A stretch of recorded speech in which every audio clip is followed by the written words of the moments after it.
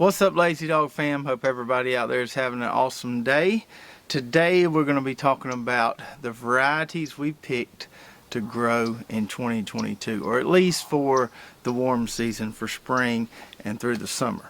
So several videos ago we talked about our seed selection process, kind of what we're looking for when we're looking for new varieties to grow, kind of the characteristics and traits of those varieties that we like. And if you missed that video, I'll put a card up here, a link, so you can go check that out. But I've been through all the crops that we want to grow here in the next warm season in spring and summer. As I told you on that video, kind of made me a little spreadsheet here. I've ordered all the stuff I have on this spreadsheet. Not all of it has came in yet, but some of it has. And so we're just going to go through here kind of crop by crop, variety by variety. I'll tell you why I picked some of these varieties, and I also try to throw up a picture over here or somewhere on the screen of the varieties so you can kind of relate to it and see what I'm talking about. So let's get started. We'll start off with corn. So I've got one sweet corn variety and one kind of field corn or popcorn variety we're going to grow. The sweet corn variety we're going to grow, and I've told you about this before, is called SOLSTICE. This is a super sweet augmented, or an augmented super sweet. We grew one of those last year called Yellowstone. Really like the augmented super sweet that we grew. This is a bicolor. It's bred by Crookham Seeds. I like all their corn varieties. Never grown any of their corn that I didn't like. It's supposed to be really early. So we've got the Solstice ordered. Hasn't came in yet. That one is a little pricey. I'll try to mention that as I go through some of these. A few of these were a lot more pricier than some of your standard varieties. So I just want to let you guys know that before you go look for them, so you kind of, you know, beware of that. But I got a couple thousand seeds, which should be enough for a decent plot there. As far as the other corn, the field corn or popcorn, we're going to grow some more glass gem corn. We grew some of that this past fall. We got a whole Ziploc gallon bag of seeds, so we should be able to plant a decent plot. So I didn't have to buy any seeds there. We're going to replant what we grew this past year. The next crop on the list would be potatoes. So we have some seed potatoes that we saved from a fall crop that we're going to replant here probably in the next month or so. But we also ordered some potatoes online, some new varieties to try. So the ones we have here that we grew out in the fall, our own seed stock, include Red Viking, Yukon Gold, German Butterball, and Kennebec. Some of our favorites that we like to grow year after year. Now I've also purchased some seed potatoes, and I got those online from Wood Prairie Farms. They got a really good selection on there. I had a call with Jim, the owner, the other day, or one of the co-owners, and was talking to him about which varieties he would suggest. I kind of told him that we like the more kind of golden flesh potato varieties, some of the more yellow ones on the inside. And so the ones I picked out that I ordered, I think I got 5 pounds of each. The first one's called Huckleberry Gold. So this potato has a purple outside and a golden inside. Looks really tasty. Then we got one called Baltic Rose. This is a red potato that has a gold inside, and it looks really good. We got one called Kuka Gold. I think that's how you pronounce that. It's K-E-U-K-A Gold. And so we'll be able to compare that to Yukon Gold. It looks a lot like Yukon Gold, but we'll be able to compare it and see how we like it compared to one of our kind of old-time favorites. And then the last variety I got from Wood Prairie is one that Jim kind of convinced me to get. It's called CREAM-PEA. And supposedly this is a really early potato. Of all the trials they've done, this one produces the earliest of any potato varieties they have. It's a purple outside with a white inside. So it's not a gold potato like we normally like. But Jim said this is a great one because even if you have a spring, which we sometimes get down here, where it gets really hot really quick, that's just going to zap the potato plants, and then you kind of just got what you've got down there as far as tubers. And so sometimes if it gets too hot too quick, some of the later maturing potato varieties, we don't get a real big harvest on them because the heat just zaps them before they can really produce some big tubers. Well, since this CREAM-PEA variety is so early, you always get some really good production from it because it's always going to, you know, end up producing big tubers before things usually can get too hot. And he also mentioned this is a great variety for folks that don't necessarily always get to planting on schedule for whatever reason. Maybe they forget, or maybe the weather didn't allow them to plant when they normally like to plant. You can plant this variety later because it's so early maturing. It's a little bit forgiving in that aspect, and you'll still get a good harvest. So excited to try the CREAM-PEA as well and compare it to all these other potato varieties we'll be growing. And then we've got summer squash. So I'm kind of dialing down the number of summer squash varieties I'm growing this year. Usually I pick way too many varieties, have way too many plants out there, and you give away a bunch of it and people get tired of you giving it to them. So we're going to try to dial back on the summer squash a little bit this year. I mentioned on that seed selection video that I really like the summer squash varieties from Syngenta, who's a breeder. They have really good varieties. So the first one I picked is one called GRANDPRIZE. It's a straight neck. As far as the yellow summer squash go, I like straight necks better than crook necks. They hold up better during harvesting. Sometimes the crook necks, you get to putting up a bunch of them in the bucket. Sometimes they'll break off. So I like the straight necks a little better.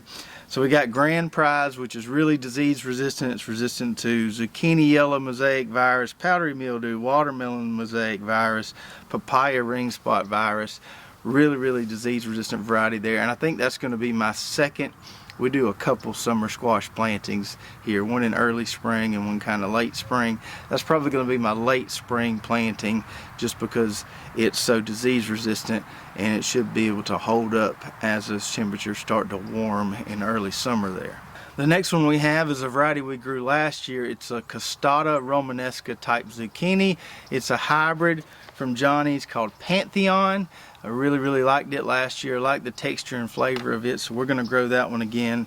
The next one is a variety that was bred by Johnny's called TEMPEST, and several years ago we were up there visiting Johnny's, and they were doing these squash taste tests, you know, cutting up pieces of raw squash and letting you try them, and that TEMPEST was really good. It's got a firmer, drier texture than most summer squash, but it's really sweet and really good. So looking forward to trying that one again. I can't remember if I've actually grown that one before or not, or just tried it up there, but we're looking forward to that one.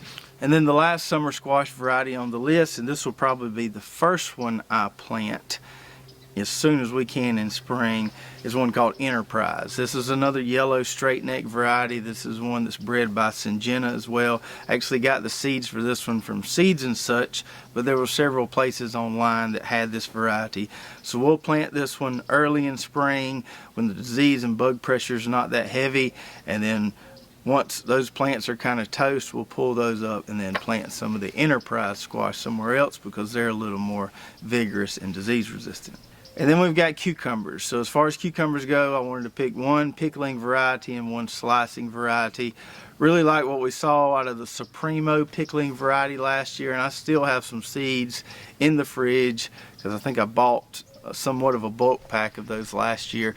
So we're going to plant more of those SUPREMO seeds that we already have.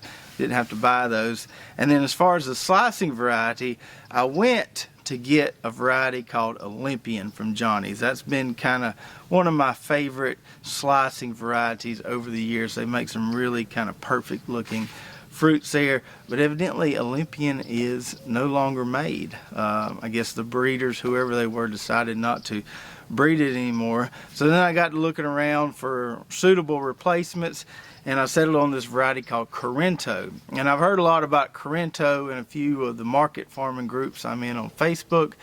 I didn't realize the seeds were so expensive. I almost didn't buy these because they were kind of pricey, but this is a gynoecious variety, which means it produces all female flowers, and it's also a parthenocarpic variety, which means it doesn't require pollination. This is a popular variety for market farmers up north that grow cucumbers in high tunnels and, you know, covered greenhouses or whatever, but it can also be used for outdoor production. Supposedly, according to Johnny's, it's their most productive slicing cucumber. So we're excited to give CORINTO a try. Hopefully it's worth the money because, like I said, those seeds were kind of pricey. And then on to everybody's favorite, which is tomatoes. So this will be the first year I haven't grown Bella Rosa tomato in probably 5 or 6 years. And nothing wrong with that variety. It is a great variety. But just in my trials the last few years, I've started to like some of the varieties that make a bigger tomato more so. I like Red Snapper and I like Roadster this past year a little better than Bella Rosa. It wasn't that Bella Rosa was bad or underperformed. I just like Red Snapper and Roadster a little better. So we're dropping Bella Rosa this year. We may grow it again in future years. Like I said, it's a great variety. But we're definitely growing Roadster and Red Snapper, which are two determinate hybrid tomato varieties that we grew last year. They make nice big juicy tomatoes there. Some determinants that we're trying for the first time, and all these are bred by Cicada. Cicada, in my opinion, is the best there is at determinate tomato breeding. So we got one called Grand Marshal, which is supposed to do really good once things get hot and you've got a lot more bacterial disease pressure. So we're going to try Grand Marshal. We got one called Thunderbird, which as far as I can tell is not really being sold online anywhere, but a viewer of ours got his hands on some seeds and sent me some of those, so we're excited to try those. It has really good disease resistance as well. And another one he sent us is called Rambler. It's just another big red determinate tomato. So we'll have a good little determinate trial there comparing Red Snapper, Roadster, Grand Marshal, Thunderbird, and Rambler, all 5 of those Cicada determinate hybrid varieties. And then as far as some of the other tomatoes go, the indeterminate varieties, we'll start off with a cherry tomato. So I was this close to getting Sun Gold, which I've grown a bunch of times. In my opinion, is probably the best tasting cherry tomato out there. But then I found this variety on Johnny's site called Torangina. I guess that's how you pronounce that. This is supposed to be almost identical to Sun Gold in flavor, but it makes a more compact plant and it's a little more disease resistant. One of the issues I have with Sun Gold is the plants just get way too big. No matter what type of trellising system I use on those indeterminate cherry tomatoes, they just eventually get out of control. So hopefully this Torangina with a more compact plant is a little easier for us to manage. And the pictures of it look just like Sun Gold. From what I read, it tastes just like Sun Gold. So I'm really, really excited about that one. That was one of the ones where the seeds were a little pricey, but I bit the bullet just because I wanted to try it. The whole compact plant thing really sold me on that one. And then as far as the bigger indeterminate tomatoes go, I got one called Big Zack from Seeds and Such. So my buddy Eddie over at Poor Boy's Little Homestead, I'll put a link to his channel below.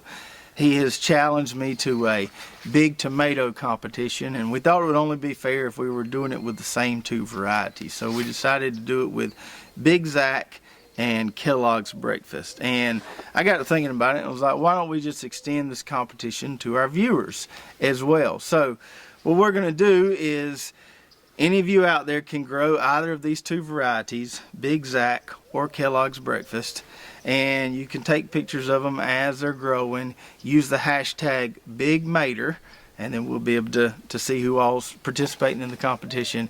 And you got to show a picture of your tomato on a scale. Whoever grows the biggest tomato, the biggest Big Zack tomato, or the biggest Kellogg's Breakfast tomato, I'm going to send you a big jug of AgriThrive fertilizer. So we'll have a winner for the Kellogg's Breakfast. We'll have a winner for the Big Zack tomato. Me and Eddie, or Eddie and I, have our own little competition going. We'll be talking about that in the upcoming videos, but we want to see if you guys can grow a bigger one than us, and if you do, we'll send you a jug of AgriThrive fertilizer. So you can get the Big Zack from Seeds and Such, the Kellogg's Breakfast. There's lots of places online that sell it. We got ours from MI Gardener, and if you go there and use the code Lazy Dog Farm, you'll get a 10% discount from any of your MI Gardener orders. Another one I got from Seeds and Such that just caught my eye when I was on their site was one called Georgia Streak, maybe because it had our state name in it, but it looked pretty tasty. We're going to try that one. We're growing the German Johnson again, which we did last year. Doing Paul Robeson, which is one that's been recommended by a lot of viewers. Same thing with the Dr. WYCHE'S yellow. We got all those from MI Gardener. And the last one here was another one from MI Gardener. This is that rare variety that he's kind of trying to bring back called Giant Crimson. We'll just see how it does. I don't really know a whole lot about it. I just had some people emailing me telling me I should jump on it and give it a try, so I did. So that covers all the tomatoes. We'll have lots, probably too many tomato varieties, but we love growing or doing tomato trials around here, comparing all the varieties. So we'll have plenty to compare once they get up and going. Now let's move on to peppers. I'm trying to scale back on growing so many pepper varieties. I always just plant too many, and it's hard not to. But we're growing Santa Fe Grande, which we grew last year. That was our favorite variety for hot sauce. So we got those from in my garden. We're growing those again. We're growing this variety called BUENA MULATA, which is a purple cayenne. I just caught my eye in the Baker Creek catalog, so we got those from there. That's a hot pepper. As far as the bell pepper goes, King Arthur did really good for us this past year, and I was about to order more King Arthur seeds, but I was on Johnny's site and saw this variety called X3R. I think it's called X3R Anthem or something like that. But it's supposedly a King Arthur type, but with improved disease resistance. So I bid on that. We're growing the X3R for our bell. Some more hot peppers. We got one called CHILTEPIN. I don't know how you pronounce that, but it's these tiny little round peppers. They're supposed to pack a nice little punch, and I've had a lot of people recommend them, so we're going to try those. Another hot pepper, we're going to do Big Jim. We grew that one last year. I really like those. Good kind of frying pepper. We're going to do some more Tabascos, make a little Tabasco sauce. And then another hot one that I got from Baker Creek is the datil pepper. I think it's datil is how you pronounce that. But I grew some of these many years ago and made some pretty good sauce out of them. If you ever been to Firehouse Subs, the Captain Sorensen sauce they have there, that's made with datil peppers. And so we're going to grow a few of those. And then as far as sweet peppers, we really only got one sweet pepper besides that X3R bell. And we picked out one called CORNITO GIALLO. GIALLO usually, if you see that, usually means a yellow pepper. So this is a Corno de Toro type. So it's the kind of sweet peppers that start out green, and some of them turn red, some of them turn yellow. This one was a little pricey, but it had, you know, really good reviews from what I read. So we're going with the Cornito Giallo as our other sweet pepper. And then for eggplant, I actually didn't grow any eggplant last year, but I usually always grow eggplant. I don't know what happened, just kind of forgot to plant some. I have to be careful saying the name of this variety because I'll laugh, and I don't really know how to pronounce it, but it's ASWAD. Maybe it's ASWAD, something like that. Anyway, it's a round eggplant variety. We've got one viewer that I swear every video we publish, he mentions, oh, you got to try this variety. So we got that from Baker Creek. We're going to try that one round eggplant variety. And then we go to field peas. So we grew several different varieties of field peas last year, put up a bunch in the freezer, still have a bunch in the freezer. So I wanted to grow something different than I did last year if we're going to stock the freezer with more peas, just to have a nice diversity in the freezer there. My favorite field pea variety are called zipper cream peas, but I've had issues over the years. They seem to be a little more vulnerable to pests than other field pea varieties. But I think I got the hang of that last year. As much as I don't want to use it, if I use that liquid 7, I can really knock out the pests on the field peas, and that's really the only crop we spray that on. So we're going to grow some zipper peas and hopefully put up a lot of those for the freezer. I got those from Morgan County Seed. First time I've ever ordered from them, but they've got some really good prices. They don't have as much a selection as a lot of other sites do, but if you can find something on there that you want, the prices are usually better than anybody out there. I went ahead and got 5 pounds of zipper peas here. They're treated, which is not a huge deal to me. Sometimes in these field peas, the treated seeds tend to perform better, and these things don't always germ that great. So I was thinking, well, I might need more than 1 pound if I'm going to plant several double rows. We'll just get 5 pounds. That way we can plant them real thick and we'll have a good stand.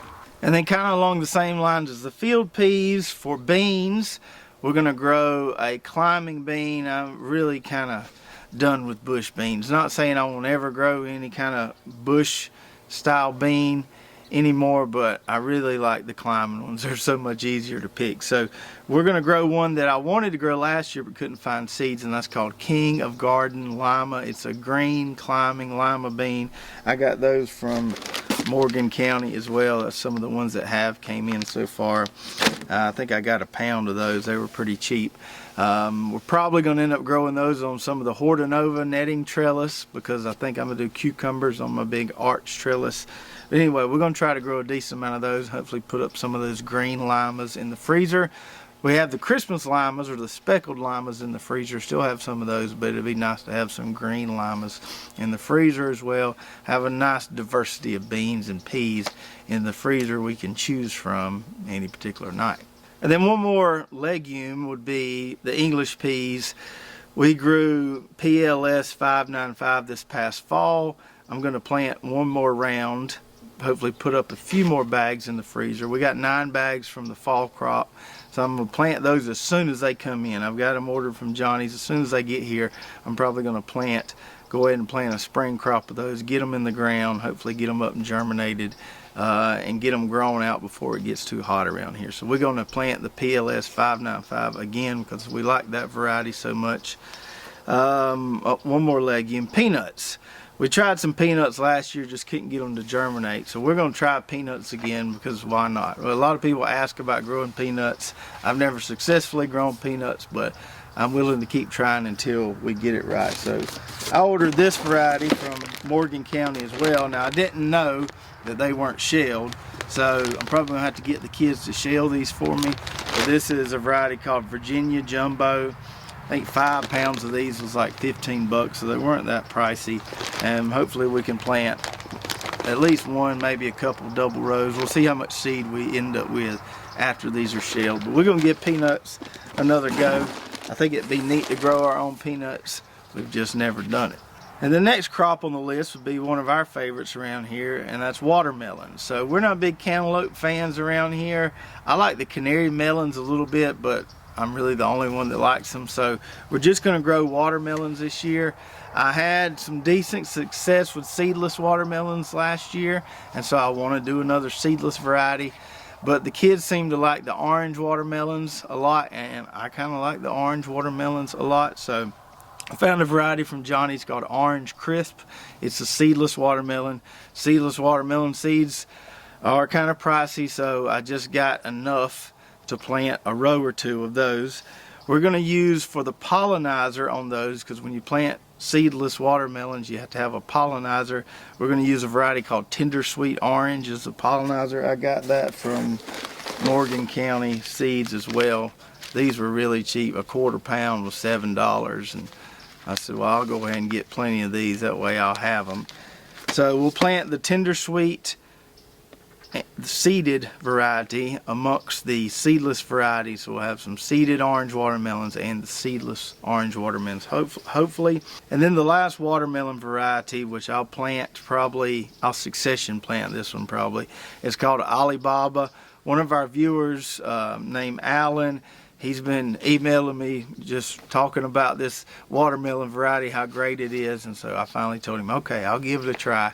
So this one came from Baker Creek. Supposedly it's a variety that originated in Iraq, and it's really, really good. I've heard really good reviews on it, so looking forward to growing the Alibaba watermelon at some point, you know, spring, early summer. We'll get it planted sometime or another.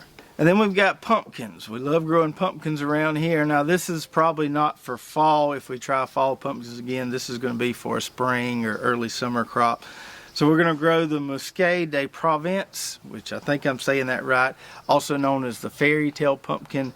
That is a C. machata pumpkin / winter squash variety, which means it stores really well, so we can grow it in the spring, harvest it in the summer, and it will store well into the winter for us. So excited about growing that one. I've eaten a bunch of those, but I don't think I've ever grown them. But they have the same kind of color on the outside, kind of dark tan color like a Seminole or a Cherokee tan pumpkin. They're just a little bit bigger. And then the other one we're growing, which is a C. maxima or a kabocha squash type, is called Jade Knight. We got that one from Harris Seeds. That's a pretty blue kabocha squash there. It's got some powdery mildew resistance and some other disease resistance, so I like the profile on that one. And because it's a different species than the fairy tale, we can grow them side by side. We also are getting supposedly in the mail some giant butternut squash seeds and maybe some other giant pumpkin seeds. One of our viewers that also has a channel called Heavenly Hills Homestead, and I'll put a link to them below. They specialize in growing some of these giant winter squash and pumpkin varieties, and I think they're actually having a competition right now or some kind of subscriber drive to give away some of these giant seeds they have. If you go to their channel, look at their last couple videos. I can't remember the exact details of the competition or the giveaway, but if you go look at their last couple videos, you'll probably see something there, or maybe they'll comment in this video and give some details on that. But we may grow a few of those giant varieties that they send us. And then last on the list would be flowers and herbs. So as far as flowers go, we really like the giant orange marigold that we grew this fall. Actually, they're still kicking over there. So we're going to grow more of the giant orange. We're also going to grow the giant yellow. Got both of those from Johnny's. Going to grow some BENARY giant zinnias, which we grow every year. Ended up getting those from Seeds and Such this year because they had a good price on them, and I was on their site already. Some other flowers that we're growing that we got from Harris Seeds. Cosmos, a variety called Double Click. Ageratum, which we love to grow, good heat tolerant flower. We're trying a variety called High Tide. And then Celosia, we're growing a Century Mix from Harris. I've grown that one many times before. It's a nice kind of plume looking flower, and then the pollinators really like it. And then we've got our herbs, and I think we ordered all these from MI Gardener, just pretty basic stuff here. Some Italian oregano, Thai basil, Genovese basil, lemon basil, tarragon, and sage. And that's it. I know that seems like a lot, but we've got 10 plots around here, and not all of this will get planted at one time. Some of this will be kind of succession planting stuff, and I think this is everything. Now there may be one or two things that I've forgotten or somebody recommends, somebody sends us that I've just got to try, but this is pretty much all that we're going to be planting here. And if you weren't writing this down as I was talking about it, we'll be sure to put a blog on our website pretty soon, hopefully before this video airs, and kind of list out all these varieties and put links to where we got them, so you can have kind of a reference point there to see it all in a list format. And just a couple of reminders as I was zipping through all that. Don't forget to go check out Eddie at Poor Boy's Little Homestead. And if you want to be a part of our big tomato growing competition, all you have to do is use the hashtag BigMater on Facebook, Instagram, either of those social media outlets, and get you some Big Zack seeds or get you some Kellogg's breakfast seeds. And if you grow the biggest mater, we'll send you a nice big jug of fertilizer. And also be sure to go check out Heavenly Hills Homestead, their channel as well. Got some really good info if you're interested in growing giant winter squash or giant pumpkins, and you can enter that giveaway there and maybe get some of those seeds too. So let me know what you think about our list here in the comments below. If you tried any of these new to us varieties, I'd love for you to share your experiences so we can kind of know what to expect there. Or let me know which of these varieties you're excited to see us grow, excited to see how they perform. And if you haven't already, go check out our website, lazydogfarm.com, where you can find our garden blog, recipes, recommended products, all our affiliate links and coupons, and even some cool Lazy Dog Farm merch. If you did enjoy this video, make sure to subscribe, hit that notification button, like, and share, and we'll see you next time right here at Lazy Dog Farm. Oh, farewell. By the beauty of your life,